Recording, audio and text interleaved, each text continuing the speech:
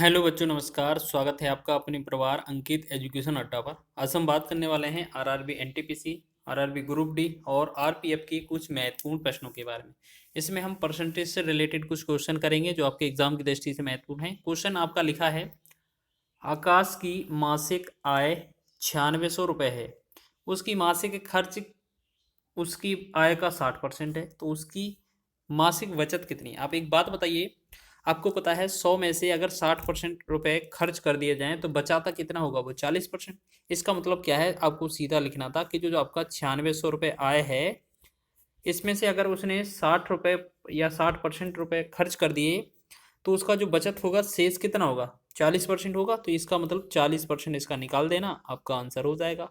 तो एक दो जीरो से दो जीरो कैंसिल हो गया, तो एक जीरो, चार से चार छंग 24, चार नौ 36, 37, 38, ये हो जाएगा 3840 रुपये। ठीक है, इतना सा क्वेश्चन था बस। ये क्या है, आपके एएलपी एग्जाम में और टेक्नीशियन के एग्जाम में ये पूछा गया था। तो आपका ए विकल्प इसका राइट आंसर हो जाएगा। तो आप देखेंगे किस छोटे से छोटा लेवल भी आपका एग्जाम में बनता है और अच्छे से अच्छा लेवल भी बनता है। तो आपको हर एक तरीके से क्वेश्चन को प्रैक्टिस करके जाना है कि कहीं ना कहीं अगर आपको इस तरीके का क्वेश्चन मिले तो आप ज़्यादा समय ना खर्च किए आप अपना आंसर आसानी से लगा सकें। नेक्स्ट क्वेश्चन की बात करेंगे तो यहाँ पर लिखा है, किसी परीक्षा में चरण ने 54% अंक प्राप्त किए जो कुल अंकों का 72% के बराबर थे।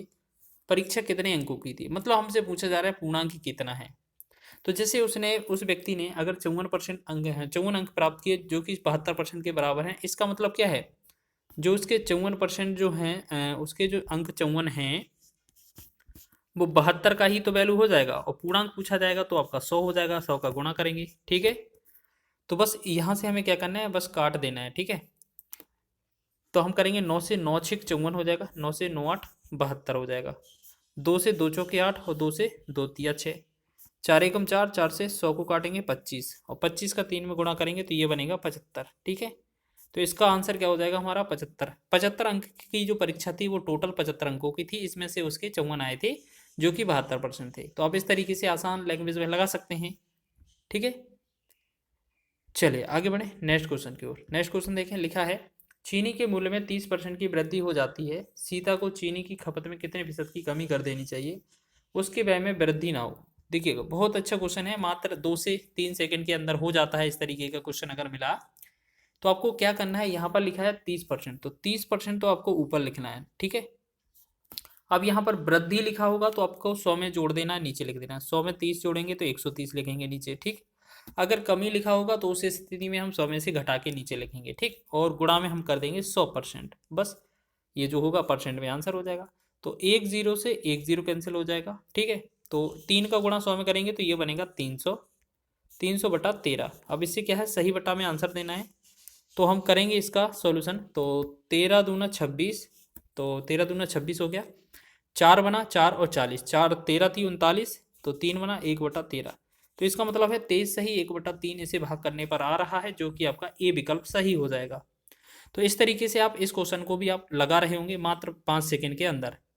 आपके ऐसे ऐसे क्वेश्चन पूछे जाते हैं जिनका एग्जाम में आपको 2 से 5 सेकंड ही देने होते हैं, लेकिन आप करते रहते हैं तो समय व्यस्त हो जाता है, वेट वेट कर देते हैं, जिससे आप एग्जाम में पूरा क्वेश्चन पेपर नहीं कर पाते हैं।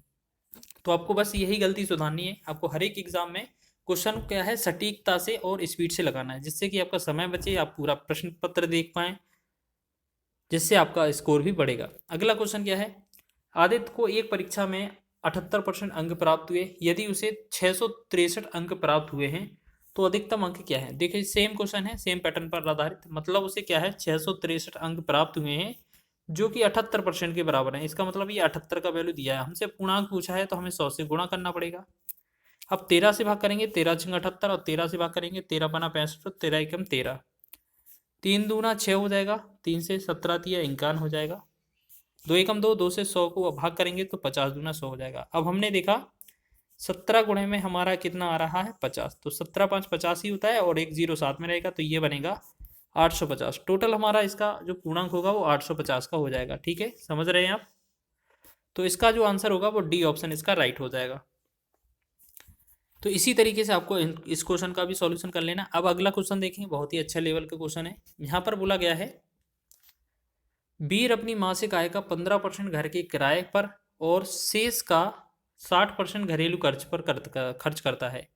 यदि वह 2200 रुपये की बचत करता है तो उसकी मासिक आय क्या है। देखिए क्वेश्चन आपको एक ही लाइन में करना है।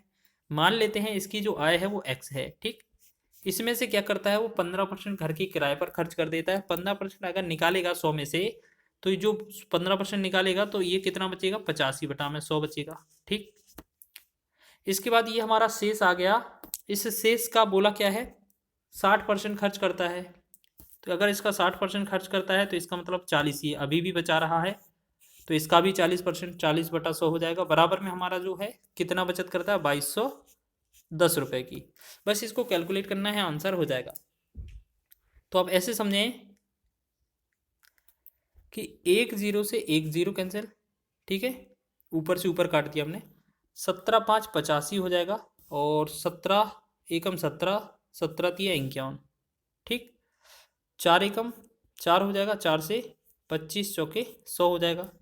5 एकम 5, 5 से 5 25। हम जब x का मान निकालेंगे तो इस 5 का और 100 का गुणा करेंगे 13 में, तो x का जो वैल्यू आएगा वो क्या आएगा, 5 गुणे में 100 और गुणे में 13, तो 13×5 65 हो जाएगा, और 00 साथ में रहेंगे, तो इसका मतलब क्या है, ये 6500 जो बनेगा x हमारा मासिक आय हो जाएगा।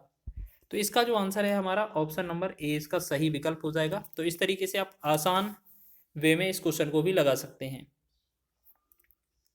अगर आपका मासिक आय दिया होता तो हम सीधा ही गुणा कर देते, ये बराबर वाला वैल्यू लिखने की जरूरत ही नहीं थी।